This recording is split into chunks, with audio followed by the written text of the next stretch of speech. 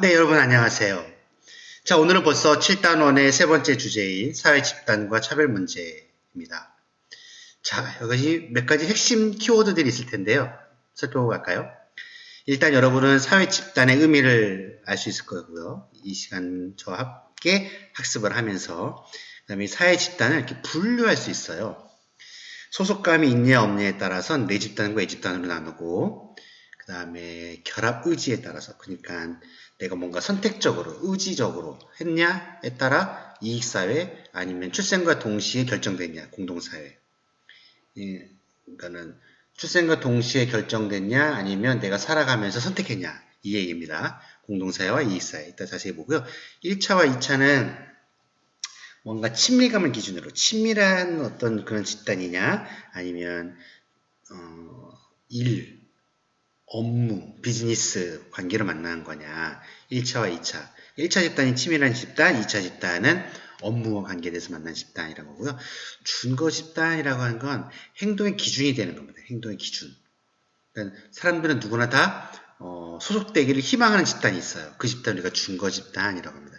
소속되기를 희망한다. 즉 내가 저 집단에 속해서 나도 저렇게 행동하고 싶어. 이런 뜻이죠. 행동의 기준. 답이 그냥 날라와 버리네. 이게 원래 슬라이드로 날라와야 되는데, 예. 어쩔 수 없습니다. 예, 사회 집단이란 둘 이상의 사람이 소속감을 가지고 상호작용을 하는 겁니다. 그러니까 사회 집단이 된 조건 세 가지죠. 첫 번째는 둘 이상. 혼자는 집단이 아니라는 거예요. 두 번째는 소속감. 둘 이상의 사람이 같은 어떤 소속감이 있어야 돼요. 느낌이 있어야 돼요. 그리고 둘이 서로 상호작용을 해야 돼요. 머릿속에 넣어두시고요. 자, 사회집단은 둘 이상의 사람이 모여 소속감을 가지고 지속적으로 상호작용하는 집단이라고 되어 있습니다. 그러면 사회집단이 아닌 것은 이 세 가지 요건 중 하나라도 만족시키지 못하면 그래요. 그러니까 둘이 아니라든지 혼자라든지 소속감이 없다든지 아니면 상호작용하지 않는다든지 버스 승객 볼까요? 버스 승객. 둘 이상이죠. 한 20명 탔습니다. 둘 이상입니다. 소속감? 야, 우리는 다 똑같이 100번 버스를 타는 사람들이야. 이런 소속감? 그래서 동시에 내려? 그런 건 아니잖아요. 소속감이나 상호작용이 있다고. 시장에 모인 사람들, 역시 둘 이상의 사람들입니다. 시장에서 판매하는 상인들, 상인연합회. 거긴 집단이죠. 시장에서 물건을 판매하는 상인연합회는 둘 이상의 사람이고 서로 소속감도 있고 상호작용도 합니다. 근데 단순히 그냥 시장에 모여있는 사람들, 쇼핑하러 왔던 지나가는 사람이던 이런 사람들은 아니겠다라는 거죠. 자, 그림에서 한번 봅시다. 여기 지금 동아리 활동하는 학생들 어때요? 학생 또 심지어 같은 동아리라고 하는 소속감이 있죠. 둘 이상이죠. 서로 상호작용합니다. 상호작용이라고 하면 협동, 경쟁, 갈등 이런 것들이 상호작용이에요. 협동하는 모습, 경쟁하는 모습 그러니까 서로 이렇게 주고받으면서 뭔가 할 때 우리는 상호작용이 이루어진다라고 하거든요. 자, 식당의 요리사들이에요. 여러 명입니다. 소속감도 있죠. 같은 식당이, 우리 식당이 잘 돼야 자기네 요리도 더 이렇게, 이렇게 주문이 들어올 테니까. 소속감도 있고요. 상호작용 합니다. 네. 네가 팔을 쓸어라. 내가 고기를 자를게. 상호작용 합니다. 야구장에 모인 사람들 보세요. 물론, 야구장에 모인 사람들이 각자 어떤 팀을 응원합니다. 한쪽은 기아 타이거즈를, 한쪽은 뭐 저쪽 롯데자이언츠를. 근데 이게 어떤 소속감을 가지고 상호작용하는 건 아닙니다. 이럴 수는 있죠. 기아 타이거즈 유명한 선수 양현종 기아 타이거즈 양현종 팬클럽 이건 다릅니다. 기아 타이거즈 양현종 선수 팬클럽 20명이 야구장에 갔다. 이건 그 팬클럽이라고 하는 마치 동아리처럼 소속감도 있고 상호작용합니다. 회비 내고요. 회장 있고요. 총무 있고요. 상호작용하고 22명 이상이죠. 그런 경우는 사회집단입니다만 그냥 야구장에 모였어. 옆에 앉았어. 누가 모르는 사람이야. 근데 나도 기아를 응원하고 이 사람도 기아를 응원해. 사회집단이라고는 하지 않겠습니다. 지하철 타고 있는 사람들 아까 얘기했고요. 자, 버스와 같은 얘기입니다. 자, 조금 더 자세히 보면 소속감에 따른 분류 이렇게 돼 있죠. 소속감이 있다, 내 집단. 없다, 외 집단. 그러니까 내 집단은 내가 속해 있으면서 동시에 소속감을 가지고 있어요. 우리 집단이라고 합니다. 공동체 의식 가졌어요. 외집단은 소속되어 있지 않을 뿐더러 이질감, 아까 좀 이렇게 좀 거리감, 적대감, 외집단이라는 거야.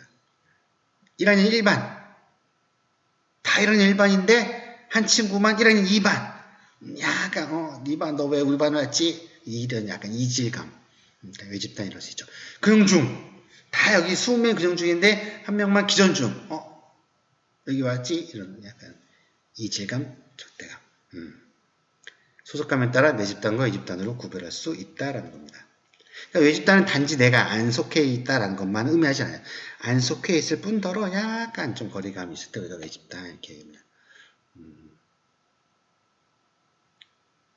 한국 사람들이 약간 일본을 바라볼 때 약간 외집단 의식이 있죠.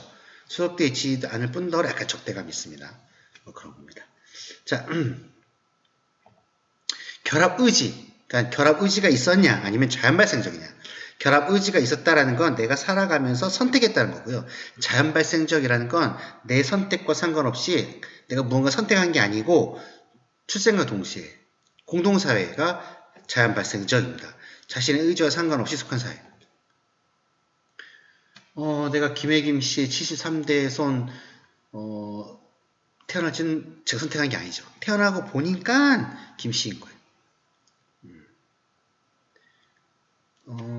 셋째 아들 태어나고 보니까 셋째 아들인 거예요. 내가 너희 둘 먼저 나가고 그 다음 내가 갈게 선택한 게 아니에요. 이익사회. 이익사회는 내가 선택한 거예요. 살아가면서. 뭐가 있냐고요? 많죠. 여러분이 앞으로 뭐 동아리 활동도 그렇고요. 또 이제 뭐 직업 선택도 그렇고요. 학교 선택도 그렇고요. 내가 어떤 살아가면서 어떤 특정한 이유 때문에 선택한 건 이익사회라고 할 수 있습니다. 접촉 방식에 따라 친밀한 접촉이냐 1차 집단 전인격적 이런 말은 뭔 말이냐면 어떤 친밀감 베이스예요. 친밀함, 친하게 지내자 이런 걸 기본으로 너와 나의 약간 좀 이렇게 친분을 쌓자 이런 기본으로 전인격적 그 사람이 뭔가 이렇게 친밀도를 바탕으로 만든 집단입니다.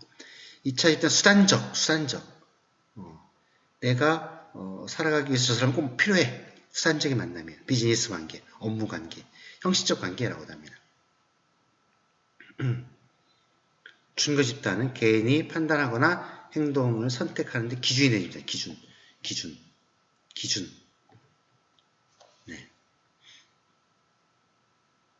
여러분이 혹시 희망하는 고등학교가 있다면 그게 준거 집단입니다.